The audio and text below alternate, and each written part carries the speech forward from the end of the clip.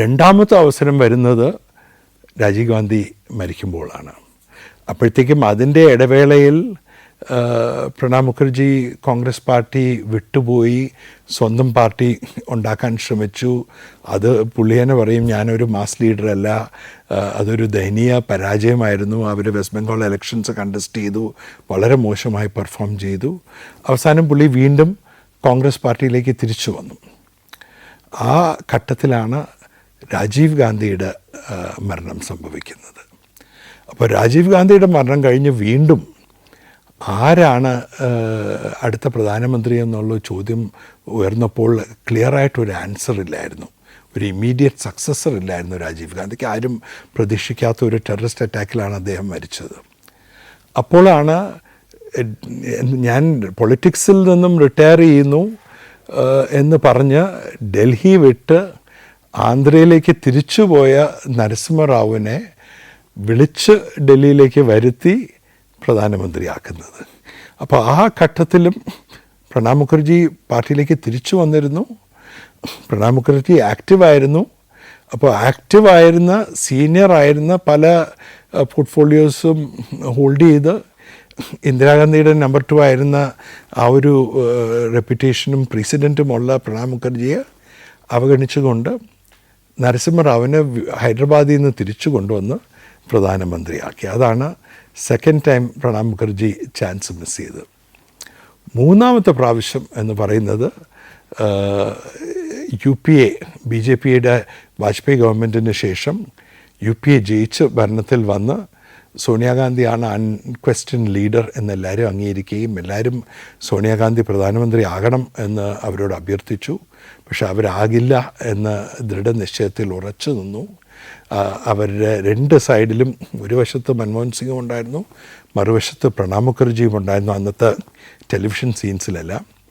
അപ്പോൾ ഇതിൽ ആരെങ്കിലും ഒരാളായിരിക്കും അവരല്ലെങ്കിൽ പ്രധാനമന്ത്രി എന്നുള്ളത് വ്യക്തമായിരുന്നു.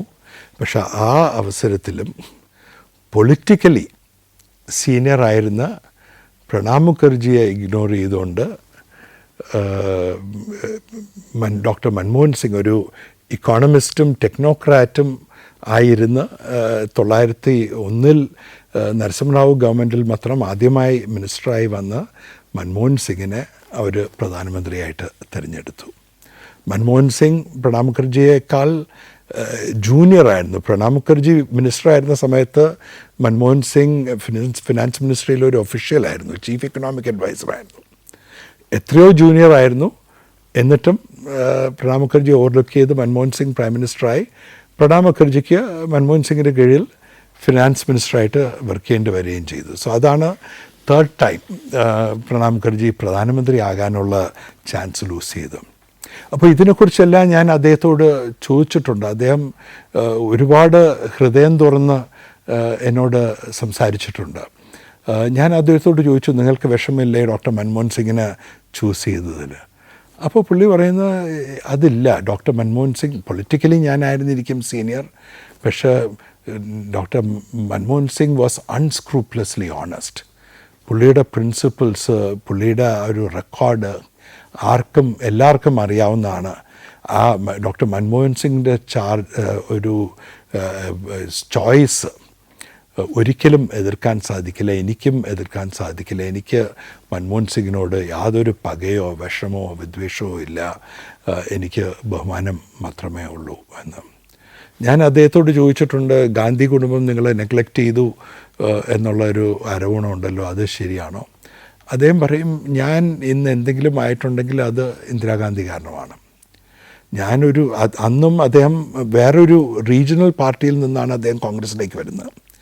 അപ്പോൾ ഈ റീജിയണൽ പാർട്ടിയുടെ ഒരു ബാക്ക് ബെഞ്ചർ MP ആയിരുന്ന അദ്ദേഹം നടത്തിയ ഒരു പ്രസംഗത്തിൻ്റെ സമയത്തിൽ ഭാഗ്യവശാൽ ഇന്ദിരാഗാന്ധി പാർലമെൻറ്റിനുള്ളിൽ വരികയും ആ പ്രസംഗം ഇന്ദിരാഗാന്ധി എടുത്ത ബാങ്ക് നാഷണലൈസേഷൻ തീരുമാനം ഡിഫെൻഡ് ചെയ്തുകൊണ്ടായിരുന്നു. അപ്പോൾ അവർക്കതിൽ താല്പര്യം ഉണ്ടായിരുന്നു. അവർ പാർലമെൻറ്റിൽ ഇരുന്ന് ആ പ്രസംഗം കേട്ടു, ഈ ചെറുപ്പക്കാരനായ ഒരു ബാക്ക് ബെഞ്ചർ MP നടത്തുന്നത്.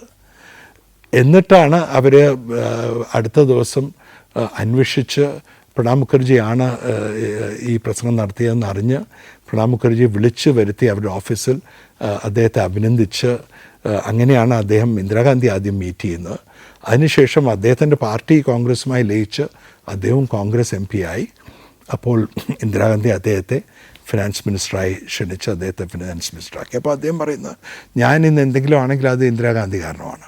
അതുകൊണ്ട് എനിക്ക് ഒരു കാരണവശാലും ഗാന്ധി കുടുംബത്തിനെതിരെ ഒരു പകയോ വിദ്വേഷമോ എന്നെ നെഗ്ലക്റ്റ് ചെയ്തു എന്നൊന്നും പറയാൻ സാധിക്കില്ല. മാത്രമല്ല, എൻ്റെ ബാക്ക്ഗ്രൗണ്ട് എന്ന് പറയുന്നത് വളരെ പാവപ്പെട്ട കുടുംബത്തിൽ നിന്നും വന്ന ഒരാളാണ്. ഞാൻ ഒരു എലീറ്റിൻ്റെ ഭാഗമൊന്നുമില്ല. ഞാൻ സെൻറ്റ് സ്റ്റീഫൻസ് കോളേജിലോ പ്രസിഡൻസി കോളേജിലോ ഡൂൺ സ്കൂളിലോ ഒന്നും പോയ ആളല്ല. അപ്പോൾ എനിക്ക് ഇത്രയും തന്നെ നേടാൻ സാധിച്ചു, രാജ്യത്തിൻ്റെ രാഷ്ട്രപതി ആകാൻ സാധിച്ചു എന്നുള്ളത് തന്നെ വലിയൊരു നേട്ടമാണ്.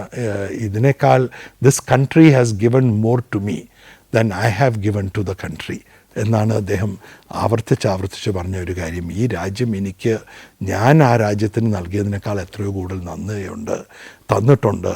എനിക്ക് അതിന് നന്ദി മാത്രമേ ഉള്ളൂ. എനിക്ക് യാതൊരു പരാതിയും ഇല്ല എന്നുള്ളത്. പക്ഷെ അദ്ദേഹത്തിൻ്റെ വേദന പലപ്പോഴും അദ്ദേഹത്തിന് മറച്ചു വയ്ക്കാൻ പറ്റാത്തതായിരുന്നു. അദ്ദേഹം രാജീവ് ഗാന്ധിയുടെ അദ്ദേഹത്തെ ഗവൺമെൻറ്റിൽ നിന്ന് ഡിസ്മിസ് ചെയ്ത ശേഷം ഉണ്ടായ കാലഘട്ടത്തെക്കുറിച്ച് പറയും. അദ്ദേഹം ഡൽഹിയിലേക്ക് തിരിച്ച് കേരളത്തിൽ നിന്നും വന്നിട്ട് പാർലമെൻറ്റിലൊക്കെ പോകുമ്പോൾ അദ്ദേഹം ഒരു ഓർഡിനറി MP ആണ്.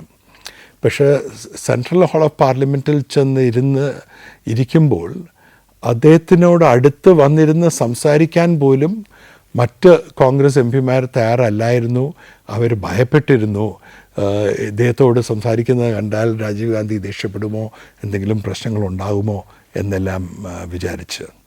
അദ്ദേഹത്തിന് മാർഗരറ്റ് അൽവയോട് വലിയ സ്നേഹമായിരുന്നു. അന്നത്തെ കാലത്ത് മാർഗരറ്റ് അൽവ ഒരാളാണ് അദ്ദേഹത്തോടൊപ്പം വന്നിരിക്കുകയും അദ്ദേഹത്തോട് സംസാരിക്കുകയും അദ്ദേഹത്തിനൊരു കൂട്ട് നൽകുകയൊക്കെ ചെയ്ത്. അപ്പോൾ അങ്ങനെ ജീവിതത്തിൻ്റെ ഈ ഉയർച്ചകളും താഴ്ചകളും അടുത്ത് അറിഞ്ഞ് വളരെ മെച്വറായിട്ടുള്ളൊരു പൊളിറ്റീഷ്യനാണ് അദ്ദേഹത്തിൻ്റെ ജീവിതത്തിൻ്റെ അവസാന ഘട്ടത്തിൽ.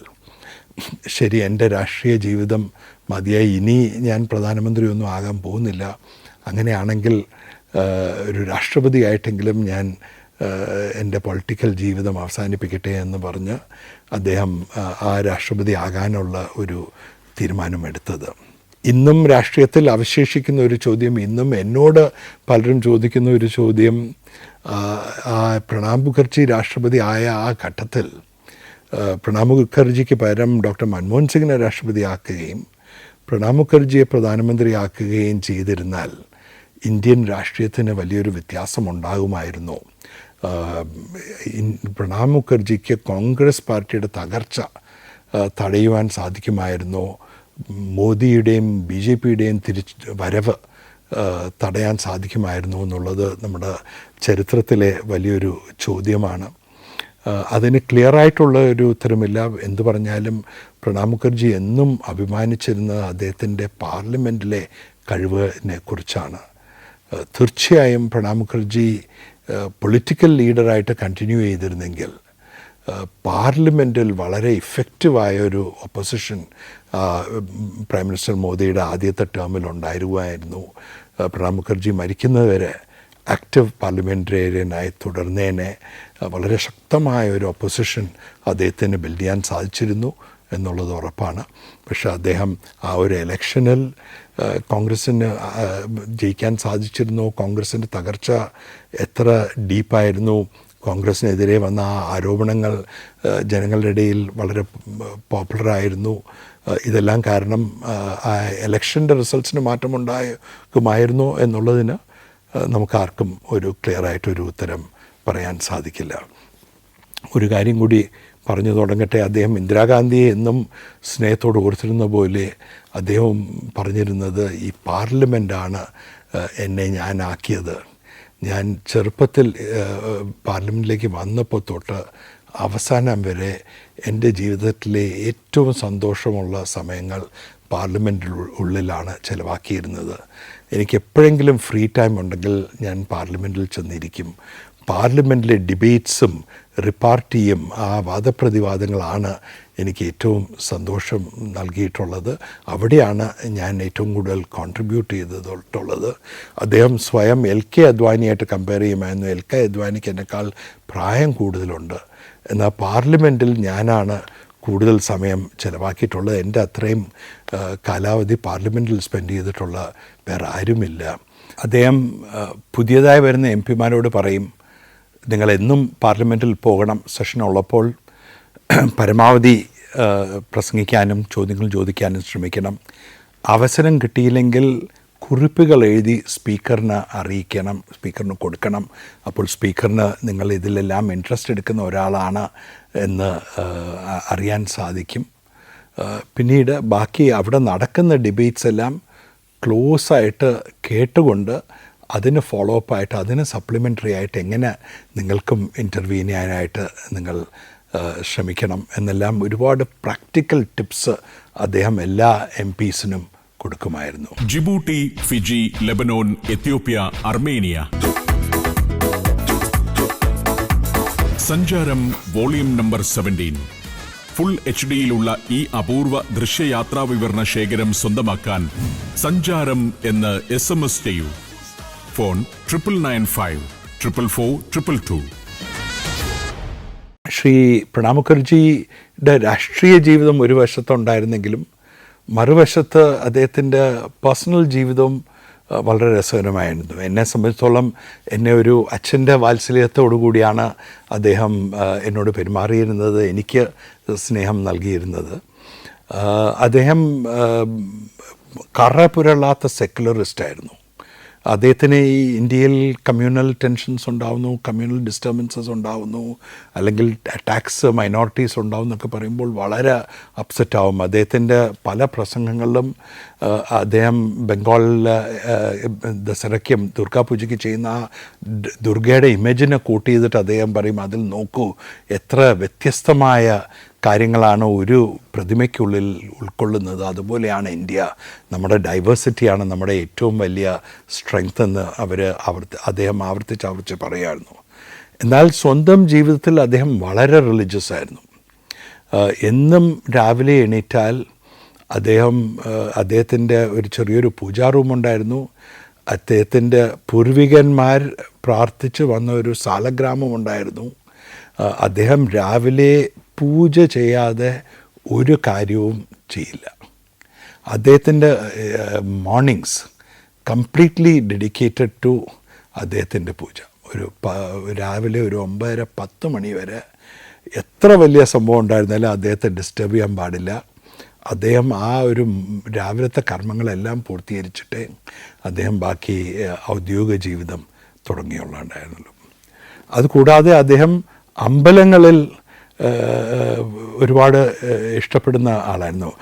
എല്ലാ അമ്പലങ്ങളും സന്ദർശിക്കും. പക്ഷെ പ്രത്യേകിച്ചും കുടുംബപരമായിട്ട് അദ്ദേഹം പുരി ജഗന്നാഥ് പല പ്രാവശ്യം പോയിട്ടുണ്ട് രാഷ്ട്രപതിയായിട്ടും. അതുപോലെ തിരുപ്പതിയിൽ ഒന്നിലേറെ പ്രാവശ്യം അദ്ദേഹം സന്ദർശിച്ചു. കേരളത്തിൽ തിരുവനന്തപുരത്ത് പത്മനാഭസ്വാമി ക്ഷേത്രവും ഗുരുവായൂരും എല്ലാം അദ്ദേഹം രാഷ്ട്രപതിയായിരുന്ന സമയത്ത് സന്ദർശിച്ചു. അപ്പോൾ അമ്പലങ്ങൾ വിസിറ്റ് ചെയ്യുക എന്നുള്ളത് അദ്ദേഹത്തിന് വലിയ സന്തോഷമുള്ളൊരു കാര്യമായിരുന്നു.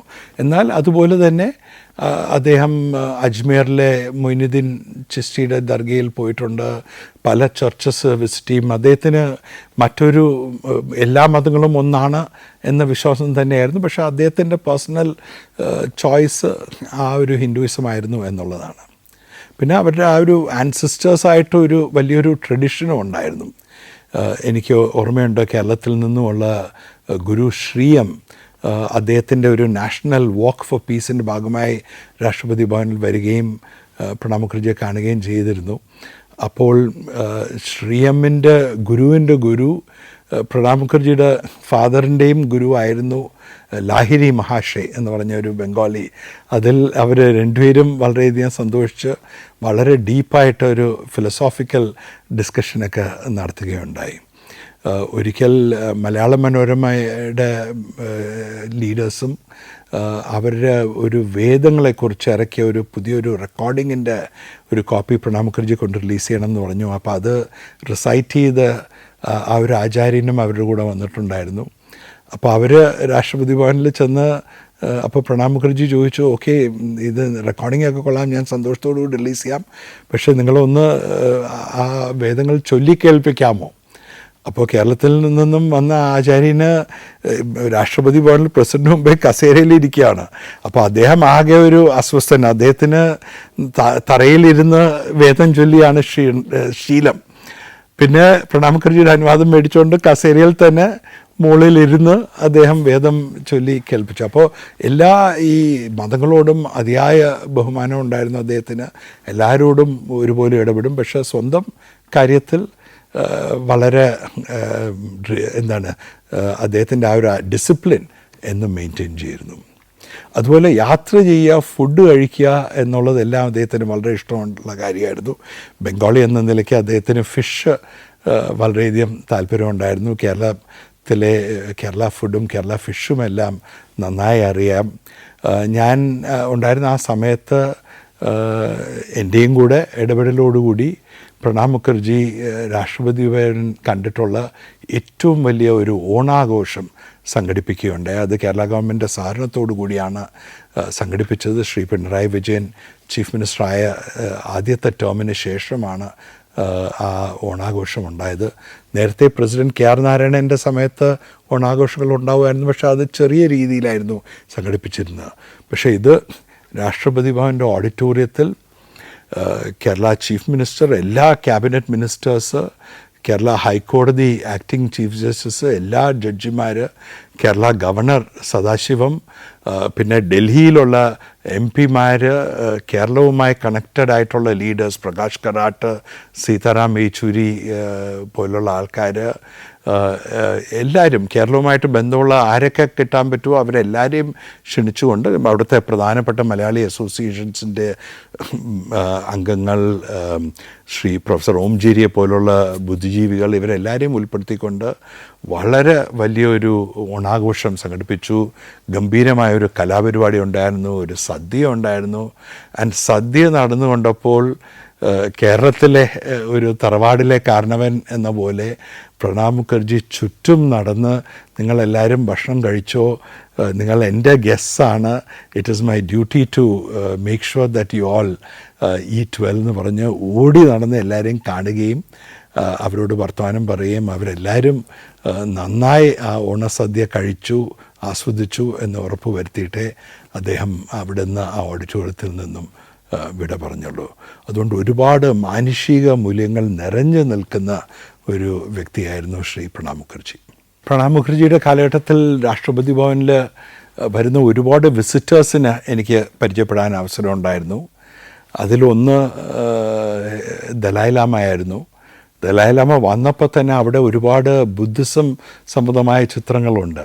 അതെല്ലാം ഭയങ്കര കൗതുകത്തോടുകൂടി നോക്കുകയും സന്തോഷിക്കുകയും ചിരിച്ചുകൊണ്ട് അദ്ദേഹം എന്നെ കണ്ടപ്പോൾ ആദ്യം തന്നെ പറഞ്ഞത്, India is our guru, we in Tibet have learn Buddhism from India എന്നായിരുന്നു. എന്നും ഇന്ത്യയോട് ബഹുമാനം അദ്ദേഹം പ്രകടിപ്പിക്കുകയായിരുന്നു. അതുപോലെ മറ്റൊരു ഇമ്പോർട്ടൻറ്റ് വിസിറ്റർ ജയലളിതയായിരുന്നു. ജയലളിത ചീഫ് മിനിസ്റ്ററായി വന്നപ്പോൾ വേറെ ആർക്കും ഇല്ലാത്തൊരു പ്രത്യേകത എന്ന് പറയുന്നത് ഒരു സ്പെഷ്യൽ കസേര അവർ തമിഴ്നാട്ടിൽ നിന്ന് കൊണ്ടുവന്ന് ഡൽഹിയിൽ വെച്ച് അത് ജയലളിതയുടെ കാറിൽ കൊണ്ടുവന്ന് അഡ്വാൻസ് ആയിട്ട് രാഷ്ട്രപതി ഭവനിൽ വെച്ച് ആ കസേരയിലെ ജയലളിത ഇരിക്കുകയുള്ളായിരുന്നുള്ളൂ. അവർക്ക് വേണ്ടി ഒരു പ്രത്യേക കസേര ഉണ്ടാക്കിയിരുന്നു. അപ്പോൾ എനിക്ക് അല്പം തമിഴ് അറിയാം, സൗത്ത് ഇന്ത്യൻ ആണെന്ന് പറഞ്ഞ് എന്നെ മുന്നിൽ നിർത്തി പ്രസിഡൻറ്റ് വരുന്നവരെ ജയലളിതയായിട്ട് സംസാരിക്കാനായിട്ട് പറഞ്ഞിരുന്നു. അപ്പോൾ ഞാൻ പഴയ സിനിമ ജയലളിത അഭിനയിച്ച സിനിമകളൊക്കെ എനിക്ക് ഓർമ്മയുണ്ട്, തിരുവനന്തപുരത്ത് വെച്ച് കണ്ടിട്ടുണ്ടെന്ന് പറഞ്ഞപ്പോൾ അവർക്കും വലിയ സന്തോഷമായി. പിന്നീട് പ്രണബ് മുഖർജി വന്നപ്പോൾ അവർ തമ്മിൽ വളരെ പെട്ടെന്ന് വളരെയധികം സ്നേഹത്തോടുകൂടി സംസാരിക്കാൻ സാധിച്ചു. എന്തുകൊണ്ടെന്നാൽ അവർ രണ്ടുപേരും പാർലമെൻറ്റിൽ ഒരുമിച്ചുണ്ടായിരുന്ന ഒരു ഘട്ടമുണ്ടായിരുന്നു. ജയലളിത ആദ്യമായി രാഷ്ട്രീയത്തിൽ വന്നപ്പോൾ രാജ്യസഭാ മെമ്പറായിട്ട് ഡൽഹിയിലുണ്ടായിരുന്നു. അപ്പോൾ അന്ന് പ്രണബ് മുഖർജിയും എം പി ആയിരുന്നു. അവർ ഒരുമിച്ച് പ്രവർത്തിച്ചിട്ടുണ്ട്. ആ പഴയ ഓർമ്മകളെല്ലാം അവർ പങ്കുവച്ചു. അതിനുശേഷവും പ്രണബ് മുഖർജി തമിഴ്നാട്ടിൽ പോയപ്പോൾ ജയലളിതയെ കാണാൻ അവസരമുണ്ടായി. ജയലളിതയുടെ മരണശേഷവും ഡൽഹിയിൽ നിന്നും പ്രത്യേക ഫ്ലൈറ്റ് എടുത്ത് ആദരാഞ്ജലികൾ അർപ്പിക്കാനായി പ്രണബ് മുഖർജിയോട് ഒപ്പം അവിടെ പോയത് ഞാൻ ഓർക്കുന്നുണ്ട്. സുപ്രീം കോടതി ഡെത്ത് പെനൽറ്റി അവാർഡ് ചെയ്ത് കഴിഞ്ഞാൽ പിന്നെ അവസാന അപ്പീൽ പ്രസിഡൻറ്റിൻ്റെ അടുത്താണ്. പ്രതിഭ പാട്ടിൽ പ്രസിഡൻ്റായിരുന്ന സമയത്ത് ഒരുപാട് ഇങ്ങനെ അപ്പീൽസ് പ്രസിഡൻ്റ് അടുത്ത് വന്നിട്ട് അവരൊരു തീരുമാനം എടുക്കാതെ പെൻഡിങ് ആയിട്ട് വെച്ചിരുന്നു. അത് പ്രണബ് മുഖർജി വന്നപ്പോൾ അദ്ദേഹം പറഞ്ഞു, അല്ല, ഇത് നിയമത്തിൽ ഡെത്ത് സെൻറ്റൻസ് നിയമത്തിലുണ്ടെങ്കിൽ അത് സുപ്രീം കോർട്ട് കൺഫേം ചെയ്ത് കഴിഞ്ഞിട്ടുണ്ടെങ്കിൽ രാഷ്ട്രപതിയായി ഞാൻ മാറി നിൽക്കുന്നത് ശരിയല്ല, തീരുമാനമെടുക്കാതിരിക്കുന്നത് ശരിയല്ല, അതുകൊണ്ട് ഇത് നടപ്പിലാക്കേണ്ടതാണ് നമ്മുടെ രാജ്യത്തിൻ്റെ നിയമമെന്ന് പറഞ്ഞ് അദ്ദേഹം ആ ഡെത്ത് പെനൽറ്റി ആരെല്ലാം പെൻഡിങ് ആയിരുന്നോ അതെല്ലാം നടപ്പിലാക്കി.